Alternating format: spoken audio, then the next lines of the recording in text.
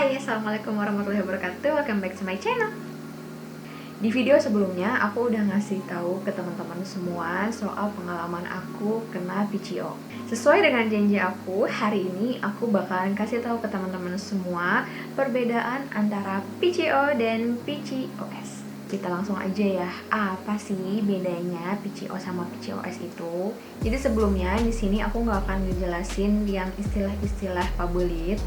Aku bakalan ngejelasinnya tuh sesuai dengan pengalaman aku dan yang gampang dicerna aja. Oke, kita mulai dari PCO. Apa sih PCO itu? PCO atau polycystic ovaries adalah kondisi di mana terdapat kista kecil pada ovarium atau indung telur, atau juga bisa disebut sebagai gangguan kesuburan. Itu kayak yang aku alami kemarin, yang aku sempat cerita juga bahwa aku kena PCO. Pokoknya kondisinya tuh sama percis kayak yang aku ceritain kemarin di video sebelumnya. Gejalanya gimana, obatnya gimana, cara nanganinnya gimana. Nah, beda lagi sama PCOS atau polycystic ovary syndrome. Ini adalah ketidakseimbangan hormon. Dari artinya aja udah berbeda. Mungkin ada beberapa gejala-gejala yang mirip, tapi penanganannya ini berbeda. Kalau misalnya PCO ini gejalanya tuh lebih ringan. Kalau misalnya PCOS ini udah berat. Kita langsung ke gejalanya. Apa sih emang yang ngebedain gejala antara PCO dan PCOS? Sebenarnya ada beberapa yang sama dan hampir semuanya mirip. Yang pertama, untuk gejala PCO sendiri, itu adanya kista dan sel telurnya kecil-kecil. Itu sama kayak yang aku sampaikan kemarin. Jadi pas aku di USG, aku tuh sel telurnya kecil-kecil ditambah ada kistanya. Itu fix kalau kalian mengalami yang sama kayak aku, itu udah fix kalian PCO. Yang kedua, siklus menstruasi tidak teratur. Ini sama kayak yang aku alamin juga. Siklusnya kadang panjang, kadang pendek. Dan sekali lagi aku ingetin ke teman-teman buat download aplikasi siklus menstruasi biar kalian tahu siklus kalian itu normal atau enggak. Yang ketiga, rambut rontok.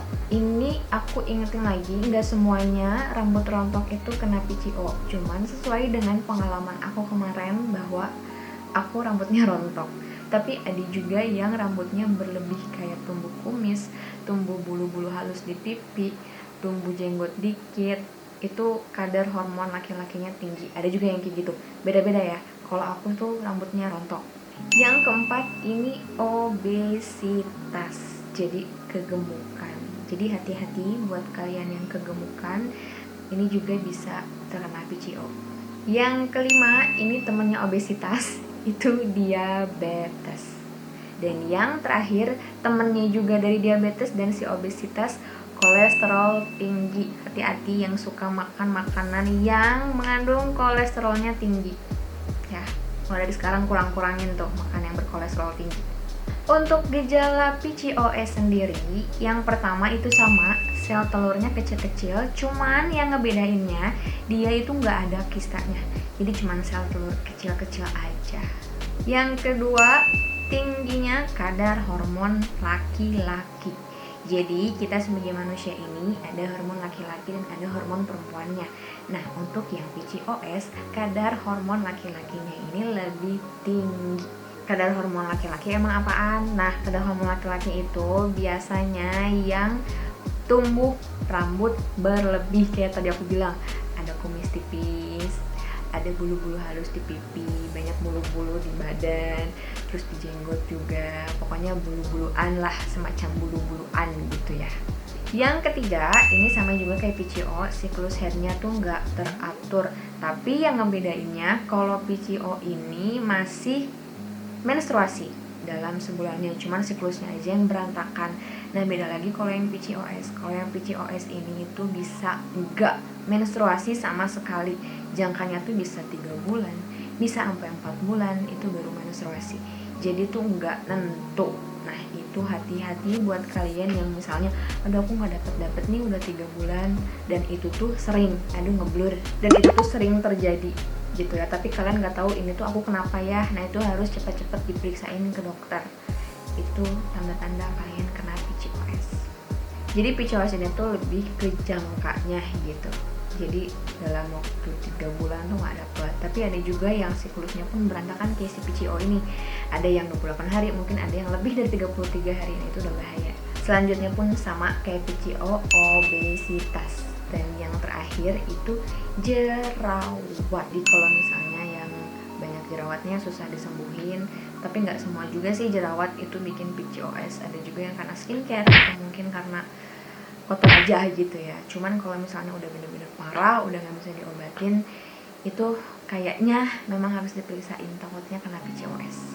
Tapi nggak semua yang obesitas itu kena PCOS. Ada juga yang nggak gemuk kena PCOS. Balik lagi ke gejalanya. Kalau misalnya ada salah satu di antara gejala itu, mendingan cepet-cepet buruan periksain ke dokter. Jadi nggak cuma yang obesitas aja, yang nggak gemuk juga bisa kena. Jadi hati-hati. Sekali lagi buat para wanita harus apik. Oke. Kita bicara soal perbedaan yang benar-benar ngebedain antara PCO dan PCOS. Yang pertama, perempuan dengan riwayat PCO ini lebih mudah untuk hamil dibandingkan dengan wanita yang memiliki riwayat PCOS. Nah gitu, dari sananya emang gitu. Dari mulai gejalanya, terus dari mulai pengobatannya juga beda. Kalau misalnya PCOS, setahu aku udah baca-baca, udah ngeliat dari YouTube juga. Jadi mereka itu yang kena PCOS itu perlu di terapi hormon, harus di terapi apalagi gitu. Pokoknya banyak macamnya gitu ya, pengobatannya lebih ribet karena ini gejalanya juga lebih berat. Beda lagi sama yang PCO kayak aku.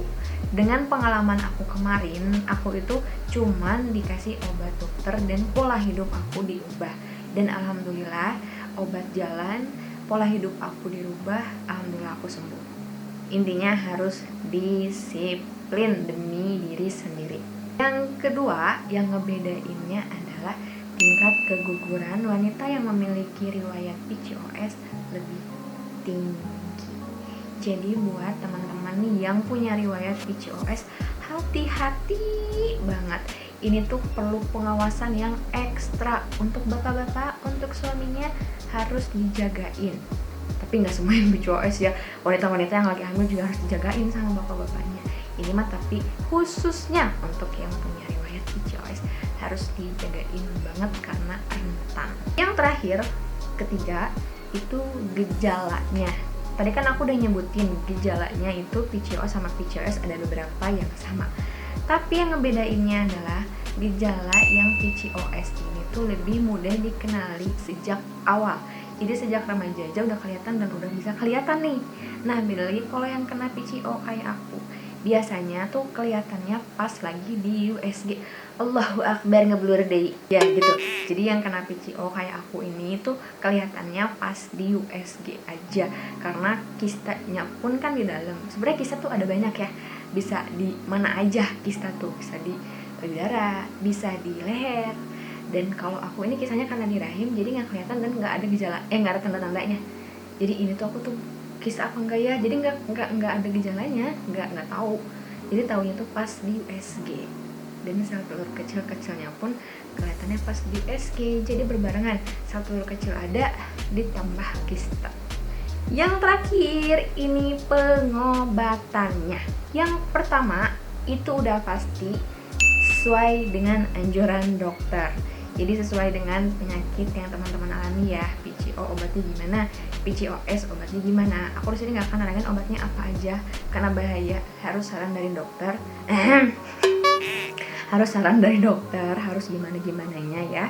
Tergantung juga dokternya gimana. Soalnya beda-beda nih. Aku kan udah nonton YouTube tuh, nontonin teman-teman yang mengalami hal serupa kayak aku. Nah, mereka itu menyebutkan beberapa obat-obatnya dan berbeda sama aku. Jadi makanya sekali lagi itu tergantung saran dari dokternya. Yang kedua, ini penting banget. Ini tuh sama aja, PCO, PCOS sama aja. Mengubah pola hidup. Aku udah sering bawel di video sebelumnya juga, aku udah ngasih tahu ke teman-teman semua pola hidupnya dirubah. Yang pertama dari mulai bobo ya. Tidur kalian ini harus diubah. Kalau misalnya kalian bobonya kalau misalnya tidurnya berantakan, yang suka begadang, please kurang-kurangin, jangan begadang-begadang. Karena yang keseringan begadang itu bahaya, apalagi buat perempuan ya. Nggak bolehlah sering-sering begadang, kecuali emang kepepet gitu ya. Boleh begadang tapi sesuai dengan kesibukannya. Nah sih, pokoknya kalau misalnya dianjurkan untuk begadang kayak misalnya ngerjain tugas atau apa, itu nggak apa-apa. Tapi kalau misalnya keseringan kayak nggak penting gitu ya, ngeliatin media sosial, ngeliatin YouTube, ngeliatin TikTok, apalagi sampai subuh, please jangan. Terus pola makannya juga dijaga, jangan yang sembarangan. Dimulai dari sebelum menikah juga dijaga banget makanannya. Nggak apa-apa sih sekali-kali makan makanan yang abang itu nggak apa-apa. Nah kalau misalnya udah terlanjur kayak aku, udah kepalang kena PCO atau PCOS pas udah menikah, ya mau nggak mau terpaksa harus makan makanan yang sehat dan diet. Itu diet diperlukan sekali karena itu sangat-sangat membantu aku ini ngerasain sendiri gimana hasilnya. Dan itu benar-benar diet itu benar-benar ngobatin, jadi nurunin berat badan dari aku yang tadinya 59 kilo, jadi gak pada tahu yang tadinya 59 jadi turun 53. Itu benar-benar kerasa hasilnya dan cepet. Emang sih nggak semua cewek bisa nurunin berat badan dengan segampang itu. Pokoknya sekali lagi nih, yang udah terlanjur kena misalnya begadang, jangan begadang. Pola makan juga diatur, diet, dan olahraga ini harus rutin teman-teman, mau nggak mau ini harus. Ini bener-bener terjadi sama aku soalnya, ini nggak bohong. Dan yang terakhir ini deteksi sejak dini. Jadi ini buat teman-teman yang belum menikah, sekali lagi aku ingetin untuk periksain ke dokter. Nggak apa-apa, periksain aja, siapa tahu kan ada apanya, kan nggak tahu ya. Jadi ketahuan dari awal-awal, jadi bisa diobatin. Pas udah nikah tinggal enak aja. Dan beda lagi kalau misalnya yang ketahuan setelah menikah kayak aku. Jadi kan kalau mau promil itu kan setahun dulu ya. Dan ini tuh tujuan dari promil, kenapa harus tahun dulu tuh pengen tahu kenapa bisa kosongnya lama setahun, pasti ada apa-apanya. Dan itu ketahuan pas di USG. Ketika aku di USG transvaginal, jadi ketahuan, oh ternyata kamu kayak gini, dan ini yang menyebabkan kamu susah untuk hamidun ya. Dan karena aku deteksinya itu cepat, jadi diobatinnya juga cepat. Dan ingat, pengobatan ini tuh enggak singkat, apalagi untuk wanita yang punya riwayat PCOS. Ini tuh enggak singkat teman-teman, jadi harus ada waktunya ya.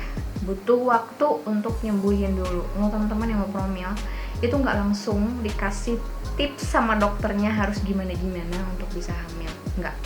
Jadi diobatin dulu penyakitnya. Kan kita juga nggak tahu penyakitnya ini kapan hilangnya kan, itu tergantung sama kalian masing-masing. Pola hidupnya bener nggak nih, obatnya diminum nggak nih, biarin udah ada obat ini, biarin pola hidup aku begini weh. Jangan, pokoknya si obat harus dibarengin sama pola hidup kalian yang sehat. Insya Allah itu cepet banget. Dan itu alasan kenapa aku bisa cepet deteksinya tuh sejak dini. Terus pola hidupnya juga aku rubah semuanya, jadi alhamdulillah cepet. Itu disertai dengan doa juga ya, bukan cuma usaha dan obat aja. Udah segitu dulu bincang-bincangnya. Mungkin kalau misalnya ada teman-teman yang kurang paham, kurang mengerti, bisa ditanyain di kolom komentar aku di bawah. Misalnya ada teman-teman yang punya riwayat sama nih, atau misalnya mau nanyain soal apa, bisa, nggak apa-apa, tanyain aja di kolom komentar, oke? Dan sekali lagi ini aku bahasnya bukan istilah-istilah dokter ya, karena aku juga nggak mau so tau. Jadi ini menurut pengalaman aku, menurut riset aku, menurut yang aku tonton gitu ya di YouTube, nanya-nanya ke teman-teman juga. Jadi untuk pola hidup, untuk pengobatan itu bisa dicontoh. Makasih banyak buat teman-teman yang udah nonton video aku kali ini. Jangan lupa di like dan di subscribe dan support terus channel aku, karena satu support dari kalian itu bikin aku jadi tambah semangat buat bikin video-video selanjutnya. Nah, kira-kira video selanjutnya aku bikin konten apa ya? Tungguin aja. Makasih udah nonton. Dadah, assalamualaikum warahmatullahi wabarakatuh.